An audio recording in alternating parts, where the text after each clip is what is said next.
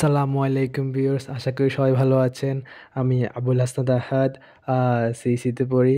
আর আজ আমরা যেটা নিয়ে আলোচনা করব সেটি হচ্ছে আইডিই।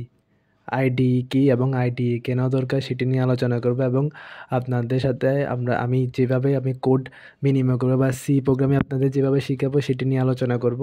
সো আমরা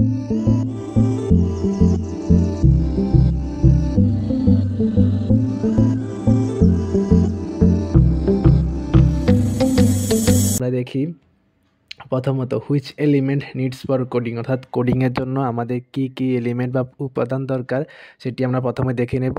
সো আমরা দেখে নিই। প্রথম এডিটর। ডেফিনেটলি আপনি আপনার কোডিংয়ে একটা টাইপের জন্য একটা এডিটর তো দরকার, সেটি হচ্ছে এডিটর। তারপরে আপনার যে কোডিংটা আছে, কোডটা যে রান করার পর অবজেক্টে পরিণত করবেন সেটি হচ্ছে কম্পাইলার, যেটি নিয়ে আমি অলরেডি ভিডিও বানিয়ে ফেলছি। আপনারা ইচ্ছে করলে দেখতে পারেন ওইটা। এরপরে ডিবাগার, অর্থাৎ আপনার কোডিংয়ে যদি কোনো প্রকার ভুল থাকে সেটি সমাধান করার বা আপনাকে ধরিয়ে দেওয়ার যেটি কাজ করে সেটি হচ্ছে debugger.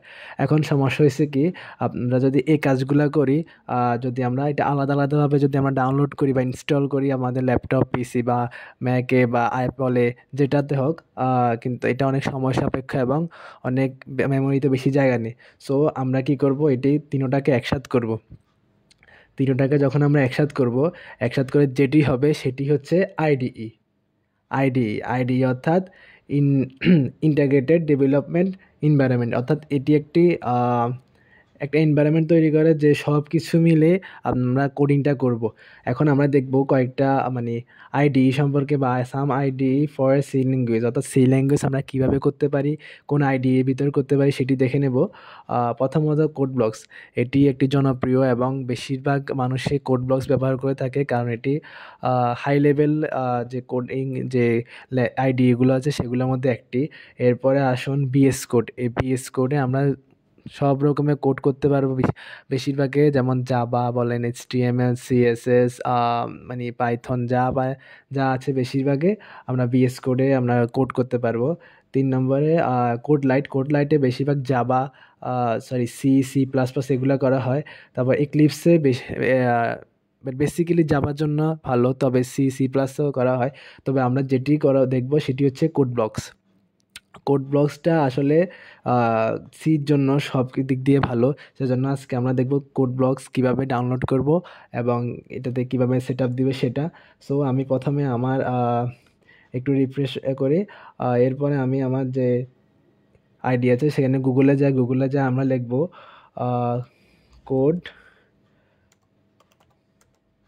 Blocks. So code blocks লেখার পরে আপনাদের সামনে যে আগে দিয়ে দেখুন কোড ব্লকস ইন্টারফেস এবার এরকম। এটি হচ্ছে একটা কোড ব্লকস এই ইন্টারফেস। এটিকে আমরা ভবিষ্যতে দেখবো বা আজকে দেখবে, এই ভিডিওতে দেখবো। সো আমরা প্রথমে ইনস্টল করে সেট আপ করে নিই। তো কোড ব্লকসে ওআরজি যেটি সেটাতে ঢুকবেন। তো ঢোকার পরে দেখেন এই পাশে ডাউনলোড নামে লেখা আছে, যেটিকে এখন আমি একটু জুম করে দেখাই। এই দেখেন ডাউনলোড। আমরা এই ডাউনলোডে ক্লিক করব। এভাবে স্বাভাবিকভাবে অ্যাড তো আসে প্রত্যেক সফটওয়্যারে। তো ডাউনলোডে ক্লিক করার পরে দেখবেন এখানে ডাউনলোড দ্য বাইনারি রিলিজ। তো এখানে আমরা ক্লিক করব।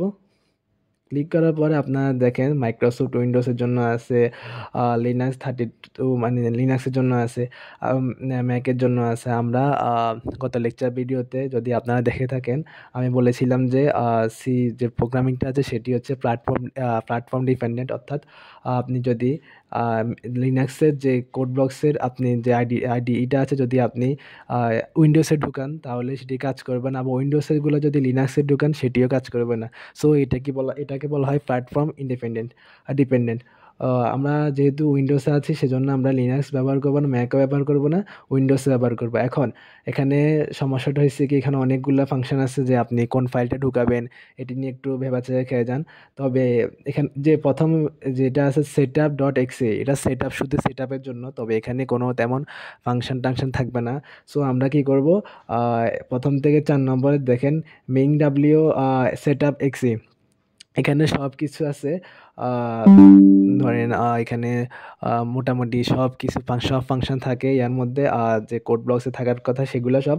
সো আমরা কি করব, মেইন জিডাব্লিউ সেট আপ এক্সি, এটা দেখেন এদিকে একটু ক্লিক করলে এখানে সোর্স ফরগেট ডট নেট লেখা আছে, এখানে আমরা ক্লিক করব।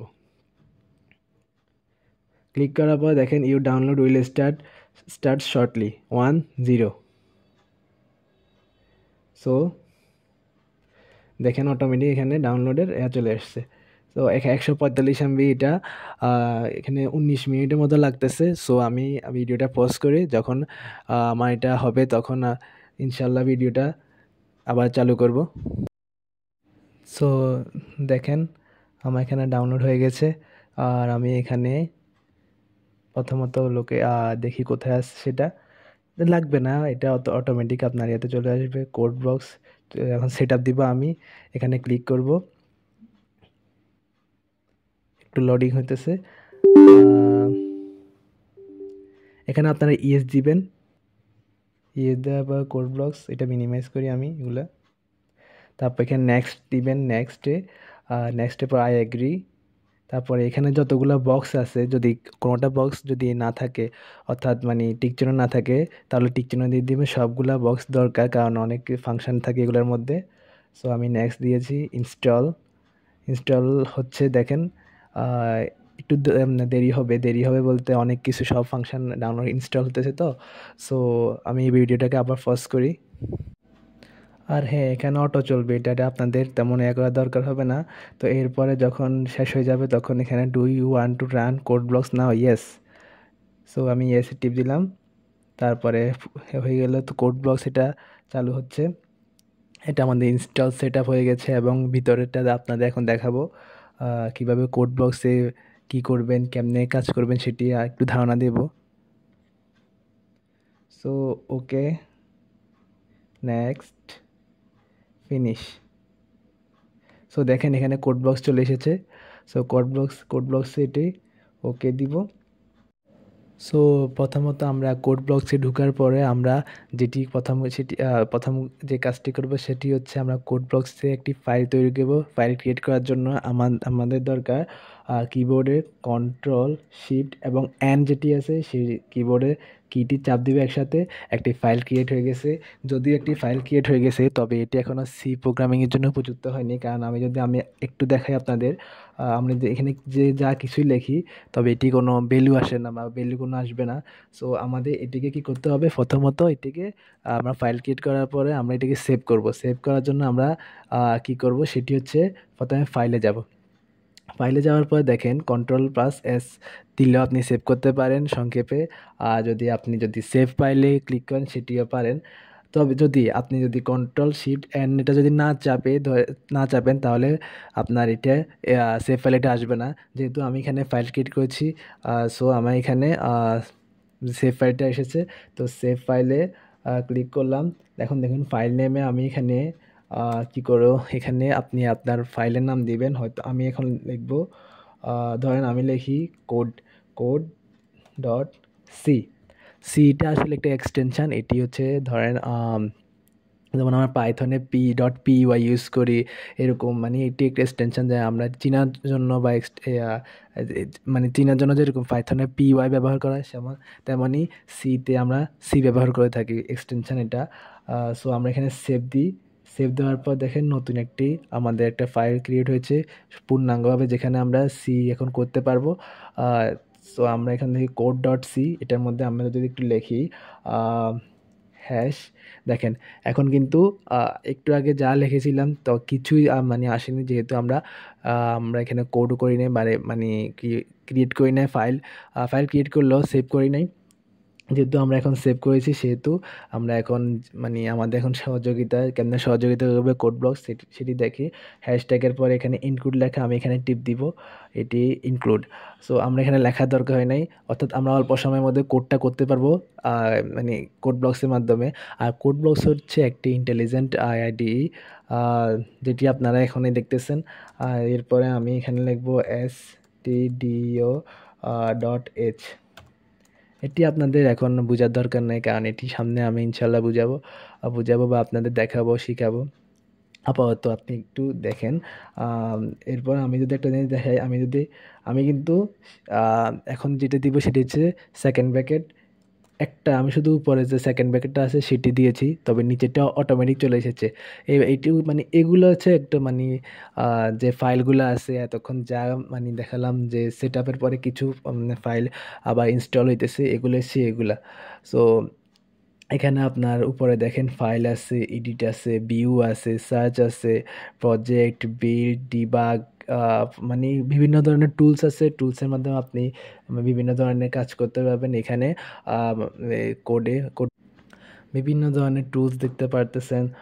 এখানে আপনি যদি হেল্পে ক্লিক করেন, আপনার যদি কোনো কারণে কিছু প্রবলেম হয়, সো হেল্পে আপনারা হেল্প চাইতে পারেন, বা এখানে অনেক কিছু মানে উত্তর দেওয়া আছে। এরপরে আপনি ফাইল তো দেখালাম, ফাইলে মানে নিউ ফাইল খুলতে পারেন। এরপরে বিভিন্ন ধরনের মানে সফটওয়্যার আছে বা টুলস আছে, আপনার এগুলো দেখতে পারেন, প্রিন্ট করতে পারেন। এরপর এডিটে আসি, বিভিন্ন ধরনের আন্ডো, ডিডো, তারপরে বিভিন্ন ধরনের অনেক কিছু আছে।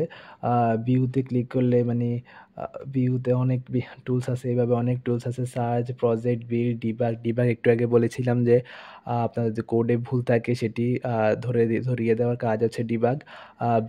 বিল্ড এখানে রান, আপনারা এখান থেকে রান করতে পারেন। বিল্ড অ্যান্ড রান এটা মানে যখন কোডটা হবে তখন যে আপনারা আউটপুটটা দেখবেন, সেজন্য বিল্ডটা।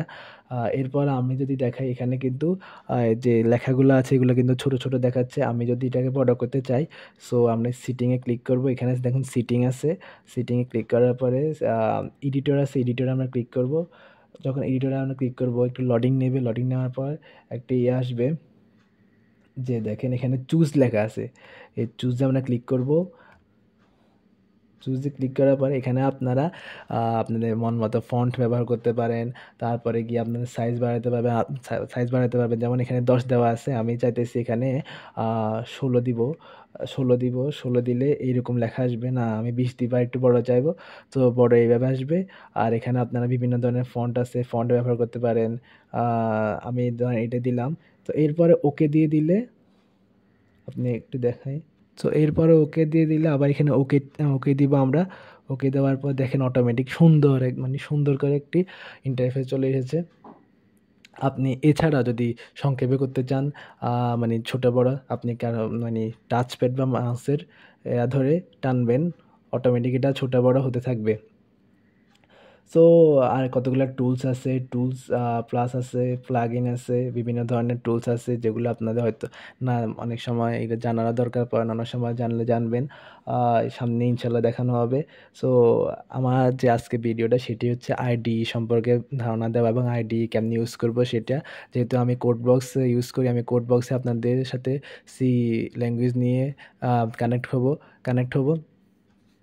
সো টেনশন না, এগুলা আপনারা ইনশাল্লাহ পারবেন ধীরে ধীরে। আমিও ধীরে ধীরে শিখছিলাম। আম, এটুকুকে আমার আজকে যে লেকচার ভিডিওটা সেটি আপনাদের যদি ভালো লাগে তাহলে সাবস্ক্রাইব করেন, লাইক দিয়ে পাশে থাকেন, প্রচুর শেয়ার করেন। যারা শিখতে চান বা যারা বন্ধু বান্ধব শিখতে চায় তাদেরকে শেয়ার করবেন। আল্লাহ হাফেজ।